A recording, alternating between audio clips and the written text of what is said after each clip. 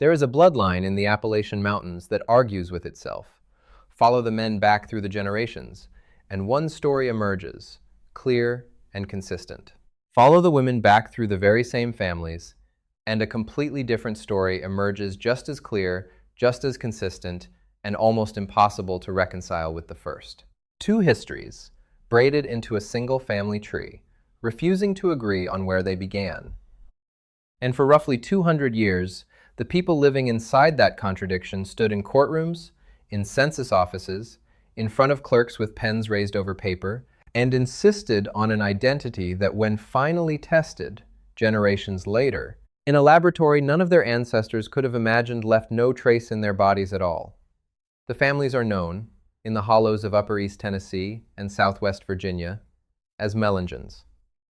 They settled the ridgelines around Newman's Ridge, in Hancock and Hawkins counties, in cabins built into terrain too steep and too isolated for most outside settlers to bother with, and by most accounts, they were already there, in some form, before the bulk of English settlement arrived. The story they told about themselves was consistent, specific, and defended fiercely across generations. They were Portuguese, many said descendants of sailors shipwrecked or stranded along the Carolina coast, who pushed inland, intermarried, and arrived in these mountains before the English ever did. Others said Turkish. Others said Mediterranean. Others used the older regional term Black Dutch. The details shifted family to family, but the shape underneath stayed remarkably fixed. Ancient, foreign, already here before anyone else. This was not idle gossip passed around a fire. Census takers recorded it as fact. Lawyers argued it in open court. Marriage licenses depended on it. Entire futures were decided by it. The claim was carried with the seriousness of Scripture, because in a region governed by strict and unforgiving racial law, that claim was often the only thing standing between a family and ruin. The name was passed down. The story was rehearsed. The details were sharpened, with each retelling, generation after generation, until it sounded less like a memory and more like a fact.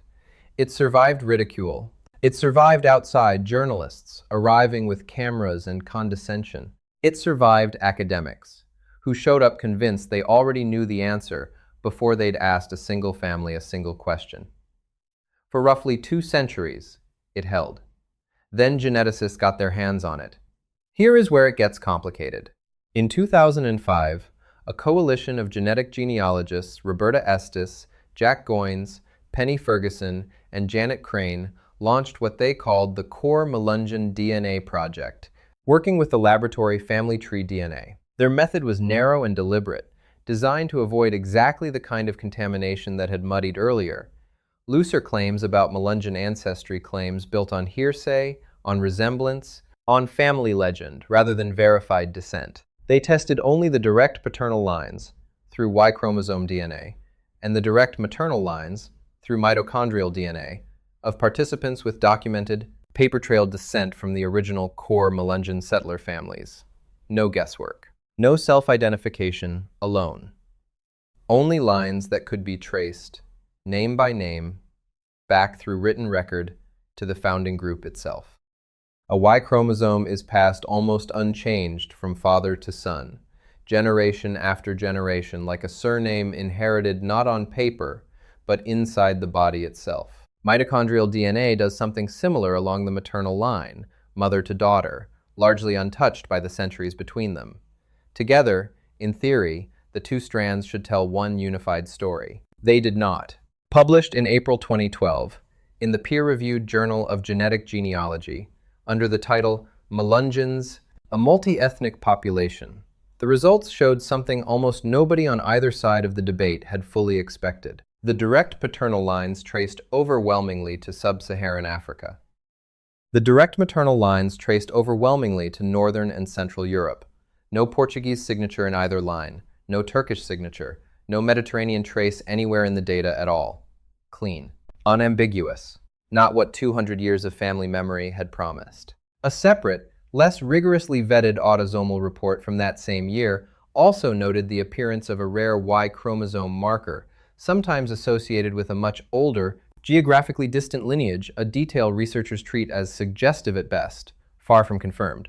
and worth raising only as one loose thread among many rather than evidence of anything settled. The central finding, though, was not in dispute.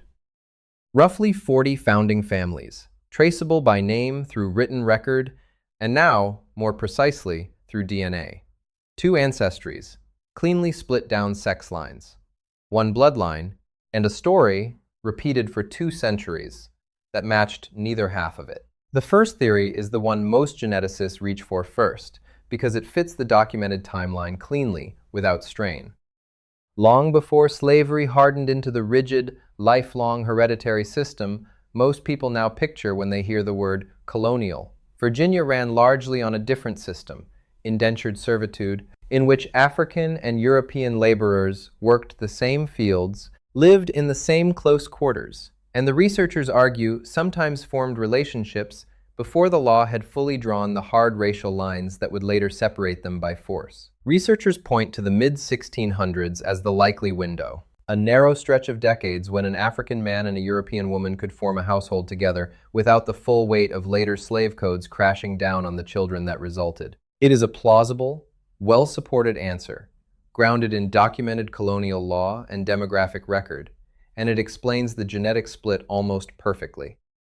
The numbers back it up. Out of the roughly 40 core founding families, researchers have traced by name. The timeline lines up cleanly with the decades before Virginia's House of Burgesses began passing the statutes that would, piece by piece, turn race into a fixed legal category rather than a fluid social one. What it doesn't explain is the specificity.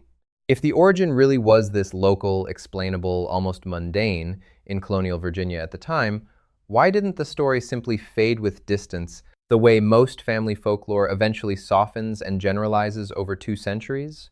Why Portuguese, specifically, generation after generation, repeated like a password rather than a memory? This is the part the records don't fully explain on their own, and it's where the second theory takes over. As colonial law calcified across the 1700s and into the 1800s, the penalties attached to being legally classified as a free person of color multiplied restrictions on voting, on marriage, on land ownership, on the right to testify in court against a white citizen. Families with documented mixed ancestry needed something else, anything else, to put on the form.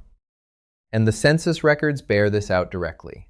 1800s documents show Melungeon households specifically requesting Portuguese be written down instead of mulatto, or free person of color, not once, by accident, but repeatedly across multiple families, across multiple decades. That pattern isn't confusion, it's strategy, executed with discipline over generations. It explains the persistence beautifully. What it doesn't fully explain is the Native American thread that surfaces in some family accounts. DNA testing has only confirmed that ancestry through one indirect marriage line, a family named Sizemore marrying into the core Melungeon lines, with no direct line Native ancestry detected among the founding families themselves. The threads, even now, don't all pull in the same direction. The third theory is the one most researchers are hesitant to say out loud, plainly, on camera, because the supporting evidence is thin, but the data hasn't ruled it out either. Spanish exploration along the southeastern coastline predates organized English settlement by more than a century.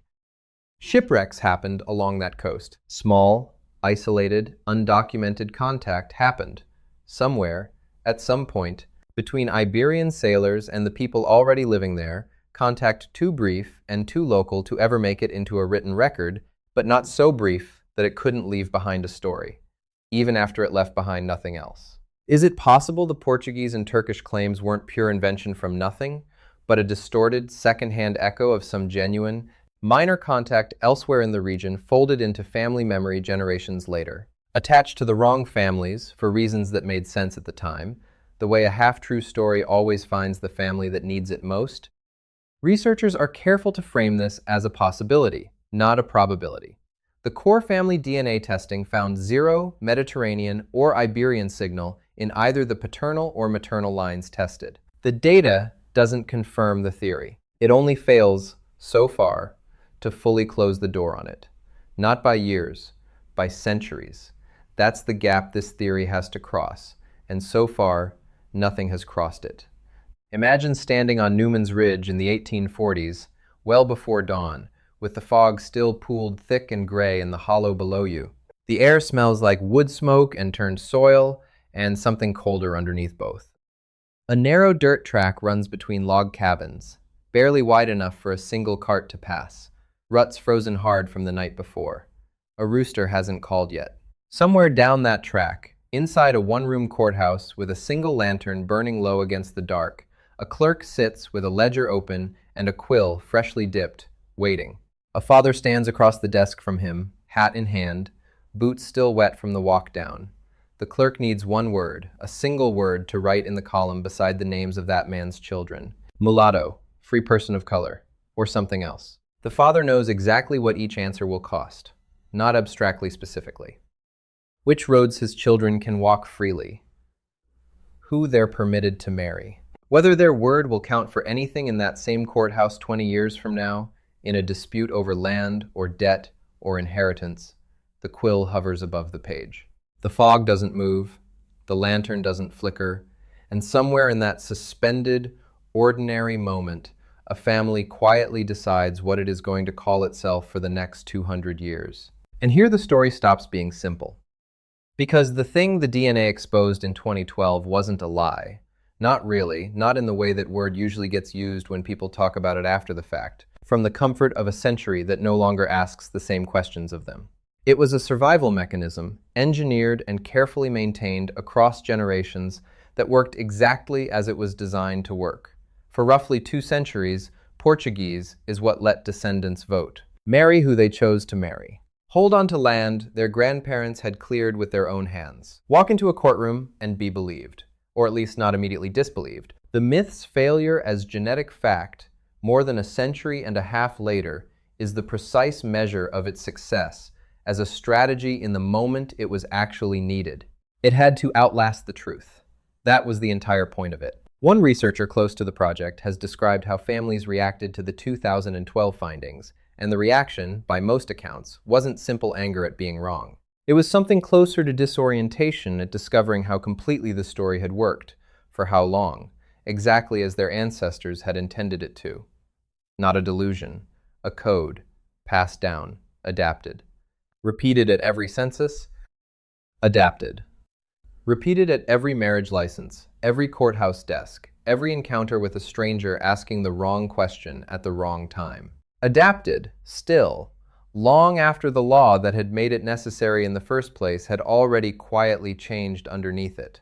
Widen the lens, and the Melungeons stop looking like an exception to anything. Early colonial America was full of mixed origin families running the same impossible calculation: survive the law as it actually was, or tell the truth about who you actually were, rarely both at once. Most of those families left no DNA project, no peer-reviewed paper, no name anyone remembers. The Melungeons are simply the ones whose story got specific enough and stubborn enough to eventually attract a laboratory. Genetic testing is now working its way, quietly and methodically, through family lines across the country, the same way it worked through Newman's Ridge, turning 200-year-old protective stories into open questions, one core family DNA project at a time. Somewhere, right now, there is a family with a story just as confident, just as specific, just as carefully maintained, and just as wrong, that simply hasn't been tested yet. The Melungeon were never what we thought they were, and the bloodline the DNA exposed says less, in the end, about where those 40 founding families actually came from than about what an entire community needed, the world, and eventually themselves, to believe. Think of it like a photograph kept inside a family Bible for 200 years, taken out and looked at on every anniversary, every funeral, every wedding. The image inside it was never quite the people who carried it from generation to generation. It was only the version of themselves they could afford to be seen as. Nobody in that family has taken the photograph out of the book yet and turned it over to read what's written on the back.